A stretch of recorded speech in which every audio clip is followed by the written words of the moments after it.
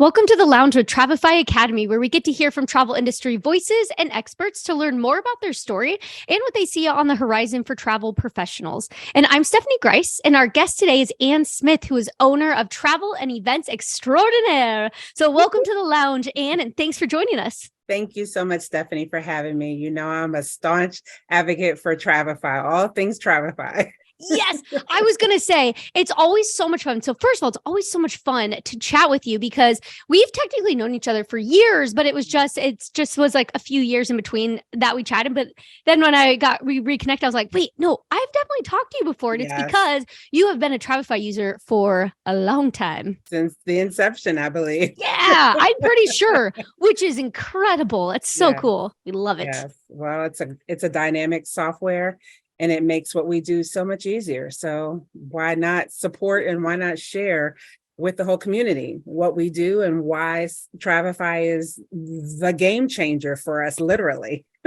Yeah, I love that. We did not pay her to say this, everybody. It's real. It's so awesome. So awesome. But I love that. And so it's really cool. And I'm excited for this topic today because we have never talked about like FAMs, like talking about how like FAM etiquette and how to get the most out of a FAM, what even is a FAM. We'll cover all of that today, which I'm super excited about. But before we do that though, can you just share a little bit more about yourself and just how you got in the travel industry? Oh my goodness. I don't think we have all day, so I'm going to keep it really brief. Travel and Events Extraordinaire has been in business for 17, almost 18 years. I'm also an senior adjunct instructor at Howard Community College, where I teach travel and tourism. I've been in travel as long as I can remember. I started with corporate travel first, making sure all of my C-suite executives got where they needed to get to, and on a nonprofit level, getting people in and out of very remote locations in Africa, Asia, and Europe. And now on the leisure side, being able to make people's dreams come true. It truly is what I love the most about this industry, being able to help people make their dreams come true. So that's my short story. I love that. That's very beautifully said, though. I love that. Thank you. That's really cool. And so now on the industry side so the cool thing is with like talking about FAMs is, I feel like everyone comes into the industry because they like to travel. They want to, help other people, like their dreams come true, like you said. But then something that helps a travel advisor become better at their job is actually going to destinations, understanding, learning, educating about places and stuff, which is what a FAM comes in. So can you say, what is a FAM, first of all? Sure. So FAM is short for familiarization. I know it's a hard word. And it's a long, hard word to say. So that's why it's shortened to FAM. It allows us as travel sales professionals to go into a destination and get immersed and learn about logistics and meet your suppliers that are going to be helping us make ourselves look good for our clients. So it's going to be your tourism boards, your hoteliers, ground transportation, any of those tours. We go in and we do a deep dive into whatever destination we're in at that moment. It could be 3 days, it could be 7 days. It depends on how long the FAM is and where the destination is. Some of them require a short amount of time. Some of them require a longer amount of time, depending upon how many countries you're going to see or how many islands you're going to visit. Because some of them you can island hop and get a lot accomplished. You can see a lot of properties and resorts in a number of days.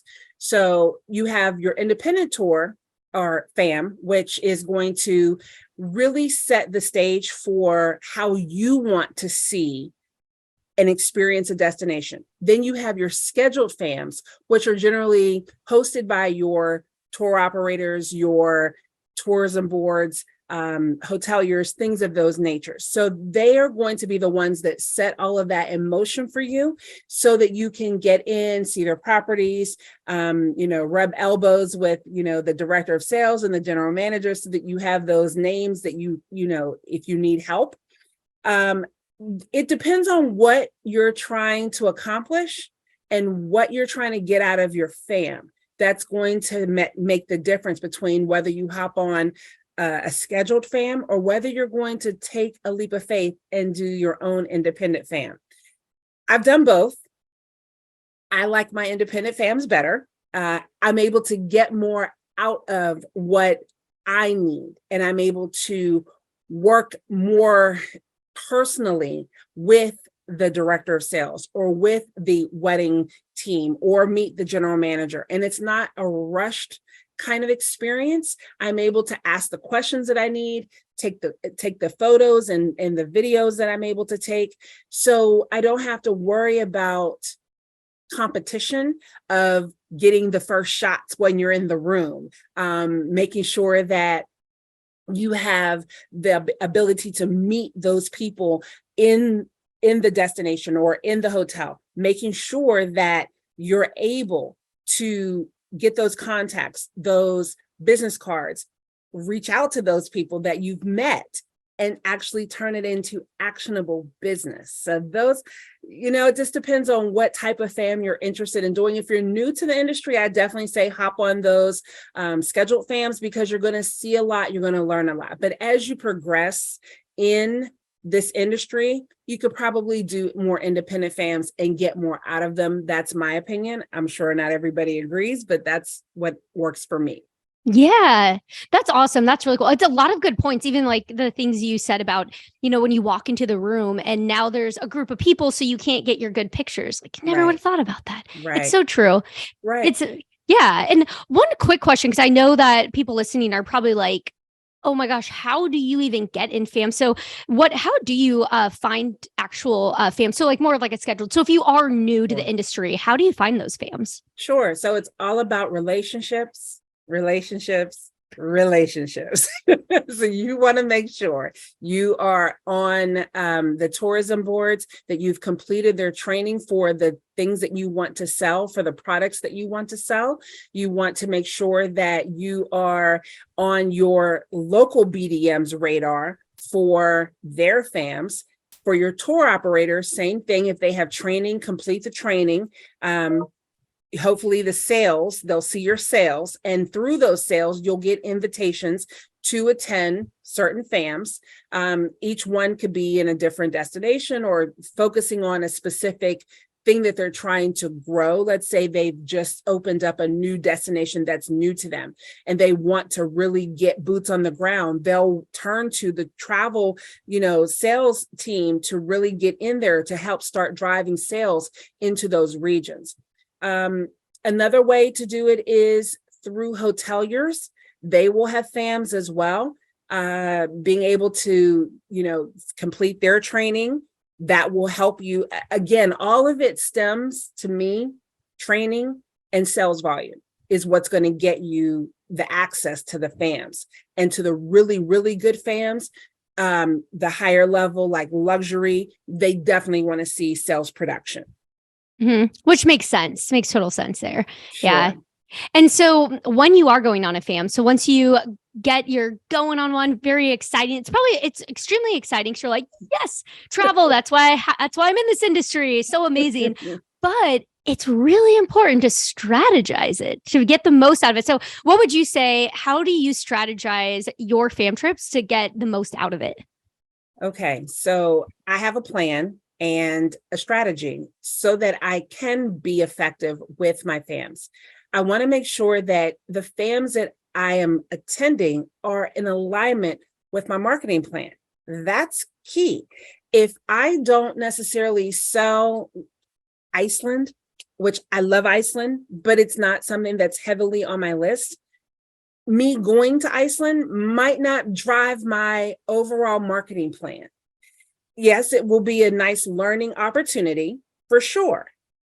But will it drive my bottom line for what I'm focusing on for my business? If I do a lot of romance travel, a lot of all-inclusives, certain destinations don't lend to me wanting to go to each and every FAM.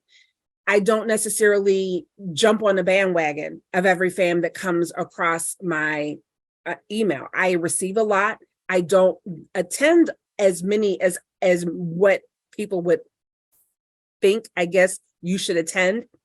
But I go back to my marketing plan. If it doesn't align with what I'm selling and what I'm promoting, as well as supporting the tour operators and destinations that my clients are asking me for, it's not of any benefit for me, at least in this time period, to do a FAM to a region that I don't plan to sell. I would rather give up that seat to someone who I know wants to sell that destination and can benefit from it way more than I can. And that's, with maturity in this industry comes the ability to say, no, not every FAM is for you. Yeah. And that's probably got to be really tough a lot of time, because you're like, oh, yes, that's so exciting. And you want to know everything there is about travel. But you're right, though, if your marketing plan is that you wanted to focus on cruises, or something, then that's not going to help you, because time is money. And, so if it doesn't align, it's a good, very, very, very good point on there. And Absolutely. yeah. And well, that is one. That's probably the best tip of all. But what are some other top tips that you would give for someone going on a FAM? Sure. Know who your clients are that are going to be best served by this FAM. Have them in your forefront of your mind to say, okay, let them know, hey, I'm going to this destination. I remember you mentioned that you wanted to go here. So I'm actually having the opportunity to do a boots on the ground, get as much immersion as I possibly can. I'm going to come back and give you details about my trip, but you may hear from me while I'm actually in destination so that you can actually see some of the videos that I'm recording. I'll share some of my photos with you. And that's going to drive interest and excitement. And oftentimes you may be able to close sales while you're on your FAM if you strategize and use it to the best of your ability to market. That's the biggest reason that they're inviting you. All of these entities, they're inviting you because you sell travel. They want to see that their ROI is closely tied to you producing sales. So no better chance to produce sales than when you're actually on the FAM learning about the properties, or the destinations. I feel that it's a wasted opportunity to not have people in mind that you want to promote a specific destination, cruise line, hotelier with, so that you can make the sales process so much easier. We don't need to reinvent the wheel if the wheel has already been invented. You should already have your complete list of your clients, your go-to clients. You should know what their personas are. You should know what drives them to want to travel and travel with you. So if you have that in mind, you're going to this FAM now with the intentionality that you're doing this for them. It's not vacation for us, it's work. And I stress that heavily. It is work. We are there to accomplish specific tasks. We're not there for discounted travel. We're not there for any other reason other than to learn, convert, and sell what they've entrusted us to sell. It's an honor and a privilege actually to be invited to a FAM. And I think that we've gotten away from that honor and that privilege to be invited to a FAM. And we should take that really to heart, to say, there's something about what I'm doing in my business that resonates with whomever the tour operator or cruise line or whomever, that they want me here. I want to represent my agency to the best of my ability. And I want to learn as much as I can so that I can drive sales and boost their ROI, as well as make them successful. Because when we're successful, they're successful, right?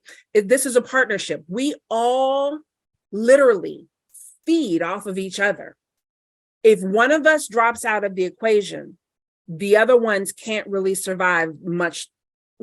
I guess they can't survive long in the process. If you remove us, the travel sales, out of the equation, what's the need for Travify? What's the need for FAMs to go and learn about destinations? So we have to go back to honoring that place where FAMs are important and integral to our success as travel advisors. That's very, very, I love it. No, it's cool. But what you said at the beginning is exactly what you have to keep in the frame of your head, which is so cool, is with you going with your traveler in mind.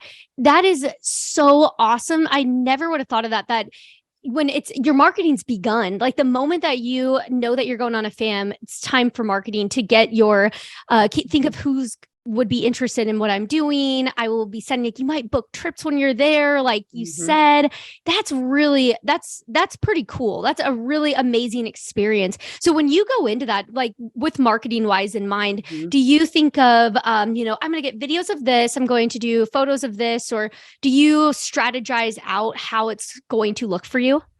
Sure. Yes. And that's where Travify comes into play. Ooh, nice. Because I utilize it like I'm my own client. Literally, I have all of my confirmations in there, my logistics, my hotels, my schedule for my FAMs that I've planned independently, everything that I need. So I'm not carrying papers with me. It's all paper free.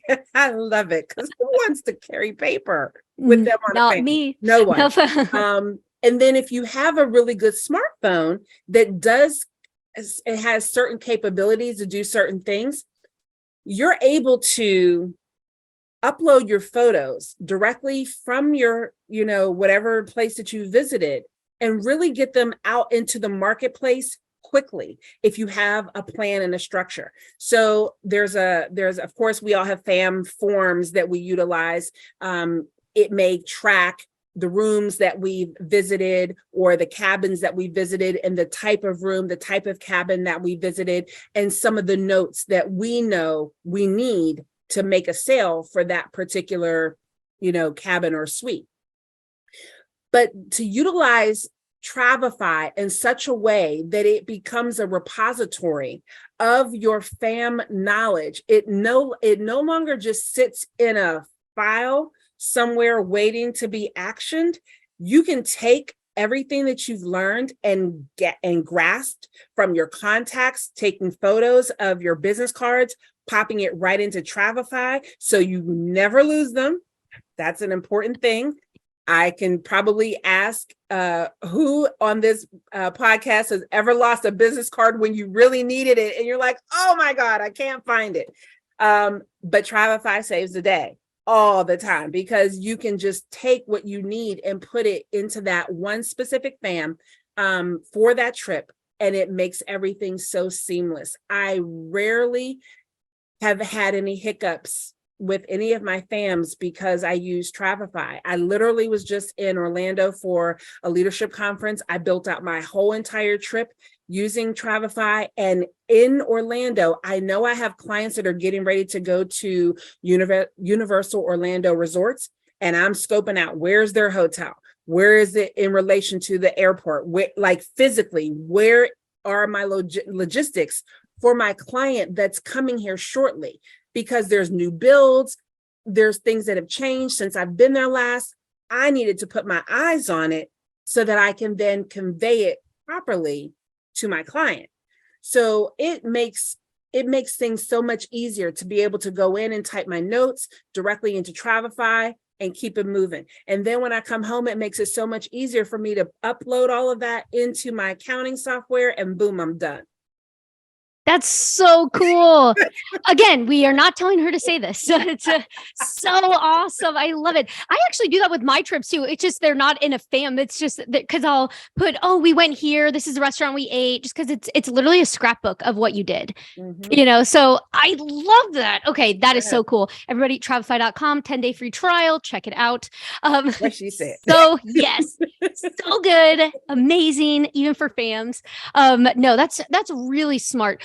so you mentioned too, the business, so like the business cards, like that is a big thing that you would not really ever think about, that do not lose those contacts that you just formed. And so when you do get those contacts, it's really important to nurture them, because I know this because we've already talked about this before, because you've shared this with me, but it makes a ton of sense. You got to keep nurturing those contacts. So what do you do? When do you follow up right away, or what does that look like? Cool. Literally, like as soon as I leave, I generally have a crafted email. And if I already know who I'm meeting with, then it's just a matter of saying, hey, thank you for your time and meeting with me today. If there's something that I need in order to sell your property, please send it to me. If it is fact sheets, if they didn't already provide those to me, if they have any promotions that I was not aware of, I'm asking for anything and everything. If I've not met with, or if they weren't available for the meeting, any rooms division managers, wedding managers, catering managers, housekeeping managers, very, very key. Love my housekeeping managers. Don't sleep on your housekeeping managers. They're the ones that take care of your clients when they're in the room. So you heard it straight from me. Take care of your the hottest tip managers. from this podcast. Hottest tip. It really is. You want to have those relationships with the sales manager and with the general manager, but it's really those who are on the front lines serving the client every single day in their room. Those are the people that you need to have and build a relationship with. So at any cost, if there's a director of housekeeping, I will ask for that person's name, because that's the one that's going to make sure that a flower basket or an arrangement gets into the client's room. I know, because I'm working directly with them. So I know you asked me a question. I'm trying to get back to. Oh yeah. What? Well, I think you answered it though. Yeah, like nurturing the contacts. Yeah. So I do reach out as soon as I have my fam. As soon as I can partner with and put somebody at their property, I'm emailing them, letting them know, hey, thanks to this fam, I was able to sell this property faster and easier than I ever would have had I not been able to come in and do a boots on the ground tour with your property. In fact, I've had that happen actually quite recently with another property. They had actually come to our region to do a deep dive. It wasn't us going there. They came to us. And because they came to us, and because I took really good notes and I got his business card, not even a week later, I had a call for a client that wanted to do something for spring break, and it was a month away, and I knew there was not going to be availability for a family of 5. And then I thought about the guy who came, and I said, I have a perfect place for you. I just learned about it.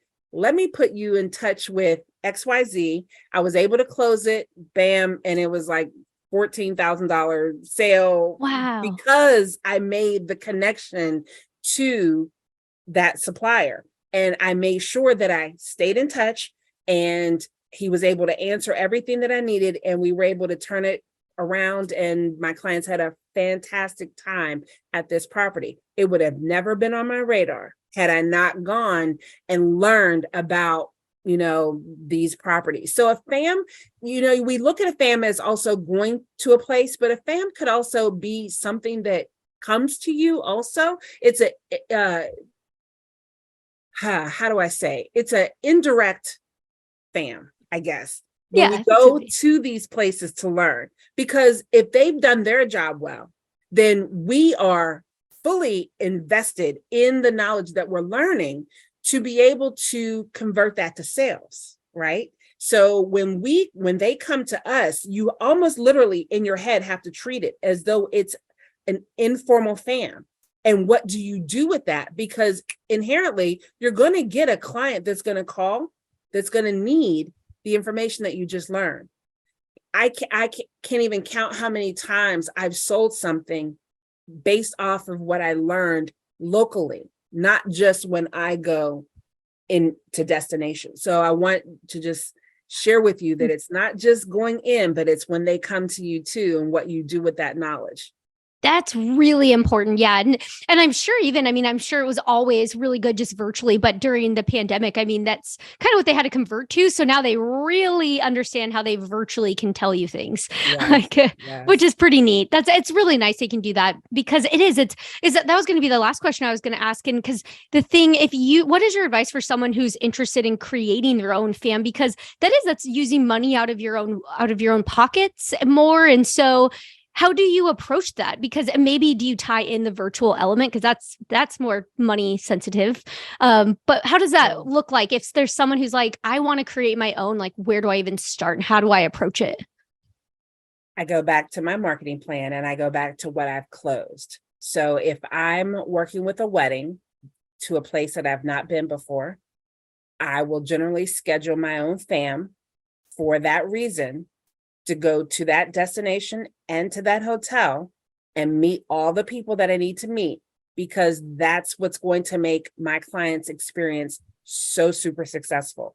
There's no way to get around it. Every single time that I do that for my large groups, I have win, because I took the time to get those business cards, to make those relationships, and to understand what it is that I'm selling. So often we are, as an industry, behind the 8 ball because we don't understand the products that we're selling. And it is so imperative for us to gain that knowledge, understand, especially if you're working with, like I have a lot of active 55 and better community travelers, and some of them do have mobility challenges. So I need to know, does it have elevators?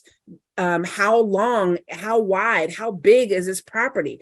It's hard to see that when you're, just looking at videos or photos, but when you're actually going there and you're going with the intention that you have a group coming and that you are going specifically to make sure that group goes off without a hitch, it's a night and day difference. So I say connect to what's already, everything that you've already sold. If you've not been there, start there. If you're brand spanking new and you have no sales, think about what it is that you want to do as your niche market, and then start growing from there. So if cruises are your thing and you want to make money, there are multiple cruise lines and multiple ways to go about making money, through groups or through luxury, through river, or through other higher end room categories or cabin categories. There's a lot that can be done. You just have to know where you fit in the industry to make the biggest impact on your bottom line. FAMs, to me, if you cannot attach ROI to your FAMs, then something, in my opinion, wasn't done correctly. And that's just me saying what I'm saying. People may not agree, but what's the point of a FAM if there is no ROI? That's the point of a FAM. And so you need to see that. You need to see all the money that you put into this FAM, your airfare, if they're not covering certain expenses, all those expenses need to go back and tie into your ROI and your marketing plan. They all work synergistically together so that you can grow your business. And that's really the long and the short of it, is growing your business. These FAMs are here for us to grow our business, to make relationships, and to make sure that our clients have a perfect in-destination experience. That's all I got to say about that. And that's all I got to say about I love it. No, it's so good, so smart, because it is. I really think there are a lot of FAMs that are going to start. They've already started happening, but just so much as everything's ramping up and then travel industry's booming and going crazy, and a lot of people are changing their niche and what they specialize in. Yes. And so it's really all important stuff. So I like that. So thank you. That's Absolutely. I just wish that there was a way that we could convince the airlines to just make it a lot more affordable for us to do what we need to do for FAMs. That's the one thing that does become a hindrance when we want to go and do something. That price point is high. And, it used to be where we would get allowances for air, and some people do, some entities still do, but when that comes solely out of our bottom line, you best believe I'm fighting for every penny of ROI I can get from whatever it is that I've put out of my own pocket. Because otherwise, what's the point? It's not a vacation for me. I keep saying, and I will stress that, Stephanie, FAMs are not vacations. They're not discounted vacations. They are work. And if you do it right, you should come from your FAM exhausted. If you're not exhausted, didn't do it right. You didn't do enough. You didn't walk enough. You didn't climb enough stairs. You didn't meet enough people. And that's generally why I save my spa appointments for the next to the last day. That's another tip. I love it. Yes. That's so book 10. Spa appointments after you get back. No, it's so true. Spa appointments after my FAMs, because I'm gonna need it. We normally track, anywhere from 10 to 15,000 steps per day if we're doing a good FAM. So you just want to make sure you do self-care while you're doing, your business care.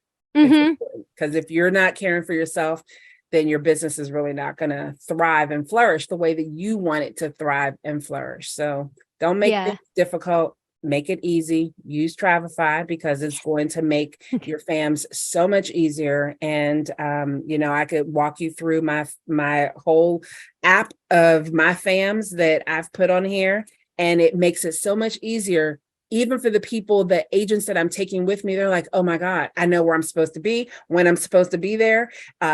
It just makes life so much easier. It takes the responsibility off of your shoulders and it puts it in an app. Who would not want that?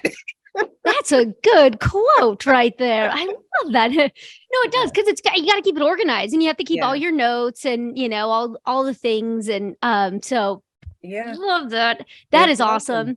It really That's super cool. Well, I love Travefy. She didn't pay me to say that. But if you want to use Travefy, I highly suggest that it is one of the best software as a service that you could invest in as a travel advisor. I tell you, I cannot function or run my business without Travefy. Whoa, wow. This is making our whole day. I'm gonna have to tell the team, like, listen to this. So awesome. So cool. I love that. So thank you so much for all that. And use Travefy. And if anybody listening to you need Travefy, like you're curious how it would work, just email our support team to live chat. We can help walk you through that. But before we sign off, Anne, I have something that I didn't tell you we were doing. So we do rapid fire questions at the end. Okay. So they're all travel related, all fun. There's 7 of them. So here we go. Okay. So they should be pretty simple, but sometimes you might have, if you have to pass, just let me know. It's no problem. Okay, I'm ready. So the first one is, what is your favorite travel movie? The one, sorry, I'm putting you on the spot. Eat, Love, Pray. Thank you. I couldn't get the name of it in my head. Yes. That's it. So good. That's like the top. Agreed. So good. And then second question here is, what is your favorite destination you've traveled to? I call it my 3 A's. Ooh. Aruba, Alaska, and Africa. Oh, all 3 for 3 different reasons. So pretty I can't good give you list. a favorite, because those are my top 3. I like that. That's a really good list. That's pretty good. I love that. And then so kind of a little flip side of that is, what do you think is the most underrated destination to visit? Ooh, that's a good question. The United States. Agree. There's so many things to do here, and many people discovered that there was a lot in their backyard during the pandemic because they did a lot of staycations and a lot of car trips. We have an amazing national park system that many people don't take as much advantage of as they should. So I'm going to go with the good old USA. That would be perfect. That would be my answer too. I literally same page as you. It's so there's so much. It's crazy actually. So really love that. So the fourth question here is, what is the best meal that you've had while traveling? Oh, that's going to be hard to narrow it down, but here we go. Aruba, because that's one of my favorites. Flying fishbone. Feet in the water while you're dining and the sun is setting. Amazing food, best experience I've ever had in my life. That's amazing. Oh, I love the whole setup of this. Yes, That's great. It's something. It is something. Heaven.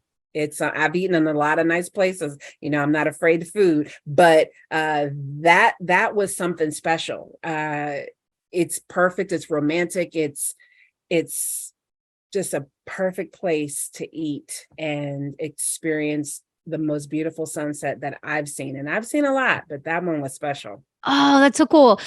So there's like a fam for people listening for Aruba, the wishbone and then this is what you get with that. So now you can pitch that to clients. Yes. Perfect. Flying fishbone. I put it in all of my Travify Aruba trips. Yes. So good. You're like, number one this is in my restaurant list in Travify. That's awesome. That's so good. I love it. So yep, everybody note that one there. And then so another question here is, what is the last great book or article that you read? Currently reading about ChatGPT and AI and how it's going to be a game changer for our industry. And I'm just going to throw it out there that, how shall I say, we need to be and remain relevant in our industry so that we are not dinosaurs, but that we're phoenixes and that we will continue to rise as technology rises. So if you don't know about ChatGPT, now you do. You can't say that you weren't informed, excuse me, is the word I'm looking for. ChatGPT. 100%. Actually, is thinking I really need to get a podcast episode about it. So maybe you'll just be back again. Sure. I'm learning as we go. So I don't know that I'm the one, but give me about a month and I might have that. You'll be a pro. Oh, it is. It can simple. Be a powerful, but yeah, like you have. Yeah. Totally. That's really cool that you're already learning and that's really cool. You have to. You really have to stay like 10 steps ahead, because AI is going to try, like the internet tried to wipe the travel agencies off the face of the earth. And we're not having that. So there's that. Not having that. Still here. We're still here. Yep. We're not going anywhere. Nope. I love it. And okay, so last question here is, this is a good one. What is the craziest thing that's ever happened to you while traveling? First cruise, we were in Cancun. We had our bag in the trunk of the taxi. We got out, we paid the taxi. He drove off with our bag, which had our passports, our cruise key to get it, everything. Our cameras, everything. So I think that's when I learned how to strategize and not panic. So I was able to track it down. It took us about 3 hours and everything came back to us as we left it. But it was interesting, to say the least. And now, because of that one thing in my Travify itineraries, I tell people, make sure you get the name and the number of your cab driver in case you ever leave something in the vehicle. You have to learn from your mistakes. Yep, you do. If you don't learn, what's the point? Oh my gosh. I've never done it again. Never, ever.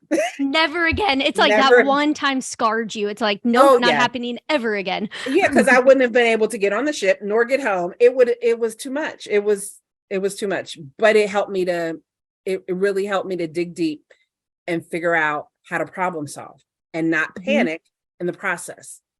And that's what planning travel is too. It's not, problem solving. And so, oh my gosh, terrifying, but so glad it worked out. Yeah. Oh man. That was a doozy. I didn't like that feeling. So yeah, it's in every Travelify thing that I have. By the way, here's this. Yeah. Yes, no, it's, man, look at all these tips. There's another one. Yeah. So many tips. So many tips. I know. We just should do a separate podcast, just Ann Smith's tips. I love it. Well, I would love to join you for any topic. I love Travelify, and I've just always thought that you are a dear from the moment that I met you. So I would love to continue to educate. I love to educate my my industry, and hopefully you'll see more of that in my future. Yeah, absolutely. For sure. And thank you so much too. We really love having you in here and just sharing your expertise from your time in the industry and still learning all the new things and continuing to teach everyone else. So thank you so much. And thank you everyone for tuning into this episode of the Lounge with Travelify Academy. And of course, thank you to our special guest, Ann, for joining us today. You're welcome. And be sure to subscribe to our podcast or subscribe to our YouTube channel for all of the latest episodes. We hope you enjoyed our conversation today and join us again. But for now, stay safe and we'll catch you on the next flight.